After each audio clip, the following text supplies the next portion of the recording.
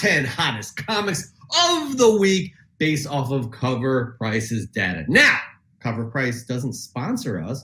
We just use Cover Price as kind of a tool, as kind of a stock index to showing what the hottest comics are, because it is based on real sales data. That is right. They release a top 10 hottest comics of the week on a Monday. Our show is live on a Friday. Chris takes the 3 most interesting books off of that list and dissects them and tells you why he thinks they are so interesting. Now, that interesting doesn't always mean good. Am I right, Chris? Not always. But it is interesting. And we like interesting. So we're just going to get right into it. Right, Chris? We're just going to get right into these top 10 hottest comics of the week. At number 10, Earth 2, number 25, the first cover appearance of Val Zod's Superman. He kind of rips off a shirt in Earth 2, number 24. So that's kind of like the first costume. Anyways, I'm just whatever. But we all know with the Michael B. Jordan rumors and all that stuff, so that's why it's hot. The Kaiju score number 1, Mark Nelson 1 in 15 variant comes in at number 9. Everybody's going crazy because this is optioned by Sony, but we knew it was optioned before the book was released. So I don't know why everybody's going crazy about it now. At number 8, we have Nice House on the Lake number 1. James Tynion, the 4th, killing it. At number 7, we have Avengers number 267, the first Council of Kangs. At number 6, we have Avengers number 2, that beautiful looking Kang cover. At number 5, we have Marvel Team Up Annual 1, the first new X-Team outside of X-Men title, and the first team of new X-Team and Spider-Man. Woo! At number 4, we have Kaiju Score number 1. That is the cover A, and again, being developed by Sony Pictures, but we knew that before it was released. At number 3, we have Earth 2, number 19, the first appearance of Val Zod. At number 2, we have Basilisk number 1, second print. That has a preview of Slaughterhouse. And at number one, guys, I had this in my Freshman in the Comic Shop last week. I can't believe it's number 1. Star Wars High Republic Adventures number 6, the first appearance of Talbota, Leah's Gaiasi, and Afi Hollow. A lot of first appearances in that one, and it took a lot of people by surprise. Chris, this is an interesting list this week, I have to say. Yep. Very interesting list. I like it. I do like it. But I'm going to ask you, Chris, what is your first most interesting pick of the week? What do you got? Well, let's just Kang is still doing things. Kang's still doing the thing. All right. The Kang thing. we got house Nice House on the Lake, really is gonna set the Guinness Book of World Records. It won't go away. It won't go away. So a big shout out. Man, DC really did something there. But those aren't my picks. But I like to kind of talk about those interesting things as well when they show up. But okay, my first pick, number 3, is very interesting. It's the first time something like this has happened. I did a video last week on Journos on my channel discussing 10 undervalued Marvel number 1s. And my number 3 on that list was my number 3 that I'm picking today off of the top 10 list here. And that is Marvel Team Up Annual number 1. So I don't know. Look, all of my videos that I do, folks, I tell you all, don't just watch my videos and listen to me and go buy the books. I tell you, buy what you love. I'm just here to give you my opinion and throw some data and some facts at you. But I'm really thinking that all of you went out and bought this book after I talked about it. So I appreciate you trusting my, opinion on things. But a 387% increase in sales. That's crazy. But look, the thing with this book is it's the first appearance of the new X-Men team outside of the Uncanny X-Men title. And it's also the first team up of Spider-Man and X-Men, and the new X-Men team, that is, as well. So, again, I think this one has definitely been very undervalued. It's still an early appearance of the X-Men team. It did come out about a year after Giant Size X-Men number 1. This is what happened with the sales this week. A high CGC 9.6 sold for $499. Jeez. That's crazy. Yeah, before that, just a couple days before that, this last week, The highest sell was a 9.0 and it sold for $200. The highest raw, which I think literally sold this morning, $160. Woo. It was an eBay sale. They had it listed as a very fine, but don't ever take an eBay seller's grading without putting a grain of salt in there. But it was definitely a higher grade. So look, this book is moving. Like I said, I kind of I talked about this book, and maybe a lot of my viewers went out and bought it, And here's the thing. I want everyone to take heed, because I don't ever want to, I know I have, my viewership continues to grow. And with that, with great power comes great responsibility. And I just want to assure everyone that when I talk about books, I'm always transparent. And I tell you guys, buy what you like, do your due diligence, do your research. Just because I'm talking about something doesn't mean anything. I'm a collector like everyone else. And collectors have preferences. Some things that I collect, some other people don't want to collect. But this is where I will say that I understand, though, at the same time, why this book is getting hot. Because what did I say in that video that I talked about this book in? Undervalued. And when you ask yourself, what does that mean, undervalued? If something has a certain value on the market, isn't that fair market value? Well, you got to take into consideration the fact that there's, especially in this market, there's so much stuff for folks to buy.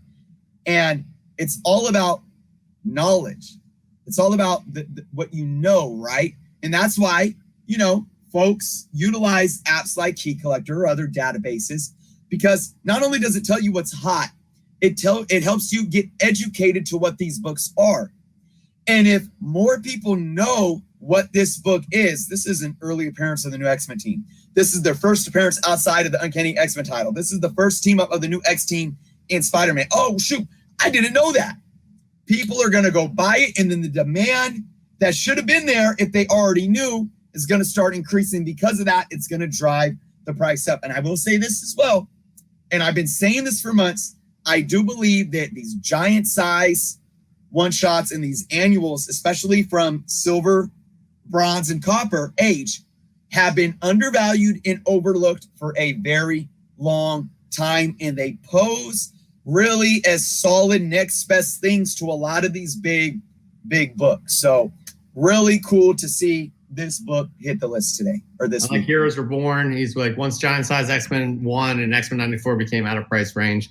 This book is up next. Hey, Chris, I have to point something out real quick before we continue. The Comic Criminal. None of the sales data includes the rest of the world, it's just America. You would be shocked at prices from the UK. I'm not sure that's correct, because I think they take into account all of the sales, no matter where they are, off of these platforms like yes. And yes. So that is true. I'm pretty sure that's factored in. Yep. But I'm interested to what you are experiencing wherever you all are in those parts of the world. So please share that with us. There very well could be other platforms that are specific to territories.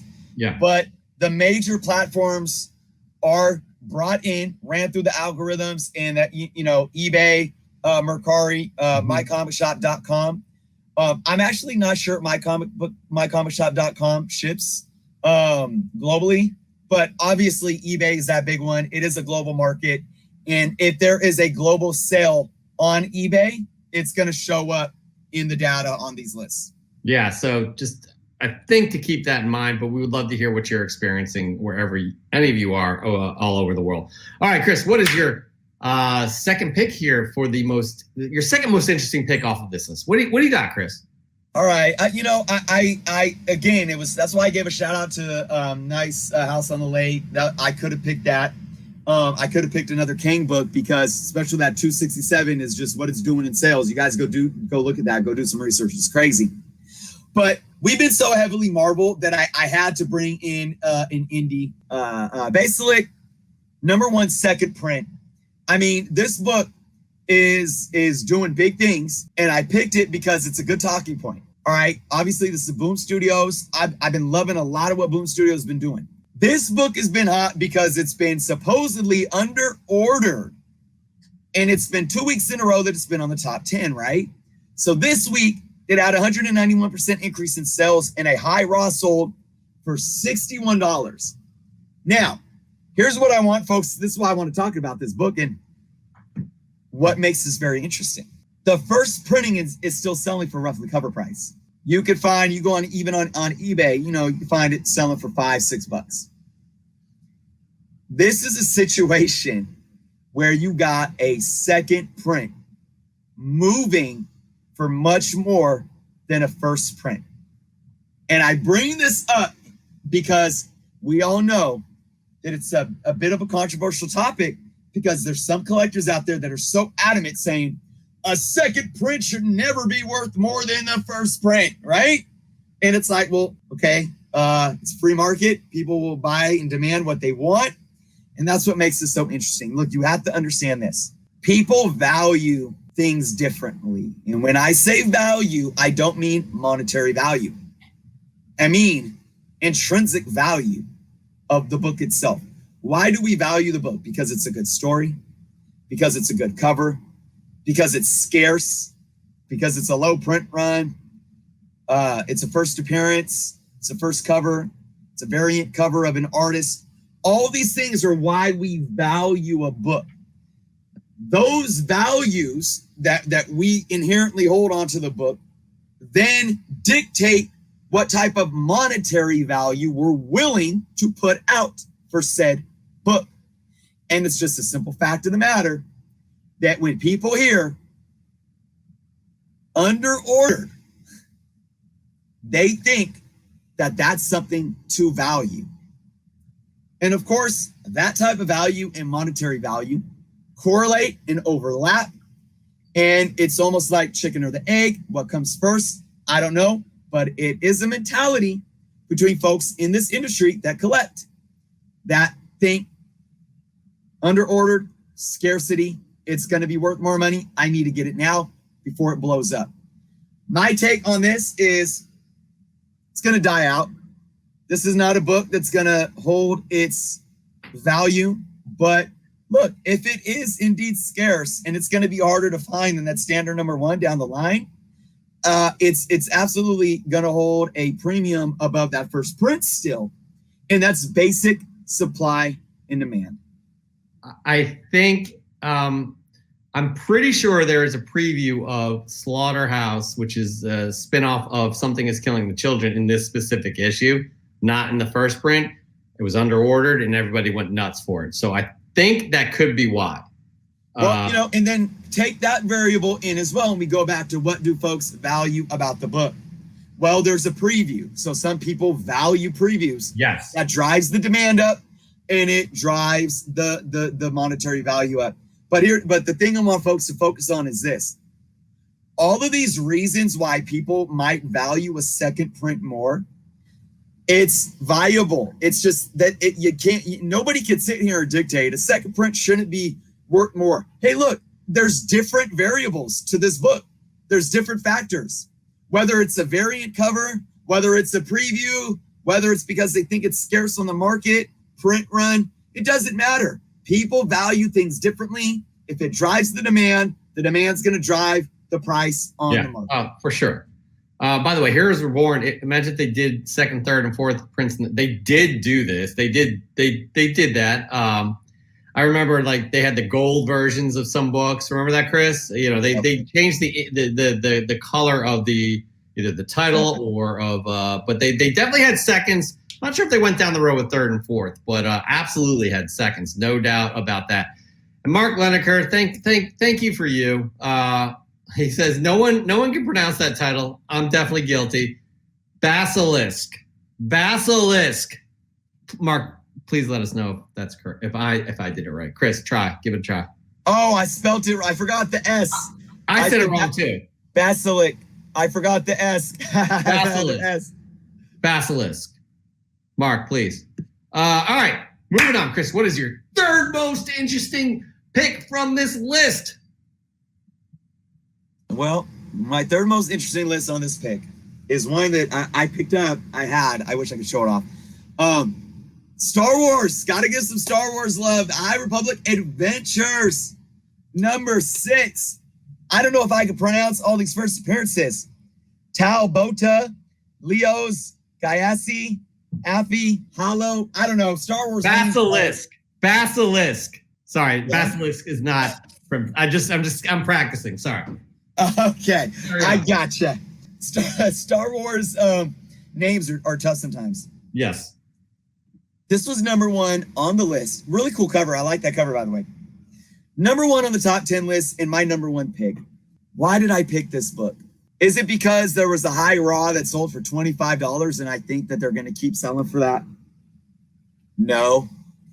Is it because it had a 278% increase in sales? No. It's just for the simple fact that Star Wars mania is still alive. Mm-hmm. And Star Wars with the High Republic is expanding the mythos so much right now. And this is an IDW Young Reader Adventures book. Now, some people may say, well, Chris, I don't really understand what you mean about why you're picking this, because obviously it's hot because of Spec. Obviously it's hot because of first appearances. And if somebody's buying for it for $25, what about the little kids that want to go to the shop and, just get a Star Wars book to read off the shelf? My answer is this. Those kids that go to the shop that day of, because they enjoy going to the shop and it might be gone, the young reader market is so strong right now that there's always going to be something else there. There's I'm going to assume that there's probably going to be a second print of this book that will be available for those that just want to read it, right? And if they're that young, the parents could be taking advantage of a pull list for their kid or ordering via previews and getting 35% off like I always talk about. But here's the thing. Ultimately, these first appearances of these characters are really important right now to Star Wars fandom in general, whether you're buying it to speculate, whether you're buying it to flip, whether you're buying it to read, whether you're buying it because you're a kid or you're a 45-year-old middle-aged man or woman and you just like Star Wars. There is so much potential right now with all of these characters that they're introducing because of Disney and Lucasfilms finally realizing what they have and what they can do with it and getting the right people on board, following the model of Kevin Feige and Marvel Studios. All right. That is the big takeaway here. That high raw selling for $25. By the way, I went to a local shop, Comic Command Center, on Wednesday, and they still had a good handful on the shelf. Wow. So I bought one.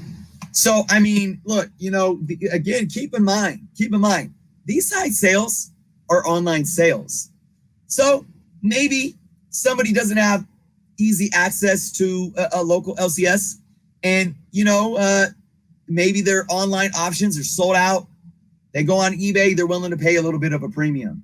I do think this price can come back down some, but if we get an announcement of any of these characters on anything in Disney Plus, it's just it's done. I mean, they've already. I think they've tied in the Acolyte, which is a series that they announced, to the end of the High Republic, so it's part of the High Republic. So, Disney is heavily investing in the High Republic. They are incorporating. They got novels. They have the regular line. They have the what they're calling the children's line, but that storyline is a little bit better than the regular High Republic line. I agree. I read through issue 4 and I agree with you. It's really good. It's not a children's book at all. It's good. They're starting to have these little one-off offshoots of the High Republic as well.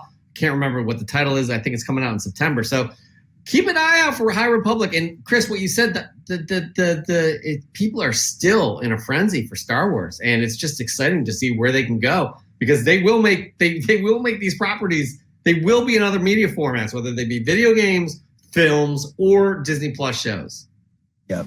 And you got to remember too, everyone is going to looks back at Rian Johnson and the 2017 debacle, and the disappointment of the sequel trilogy, and is this bad thing, the stain, but it's almost like the phoenix rising from the ashes here with what's going on. If we didn't have the controversies, the divided fandom, and I never advocate for a divided fandom, but look, what happened. But because of that, we got the phoenix coming from the ashes now.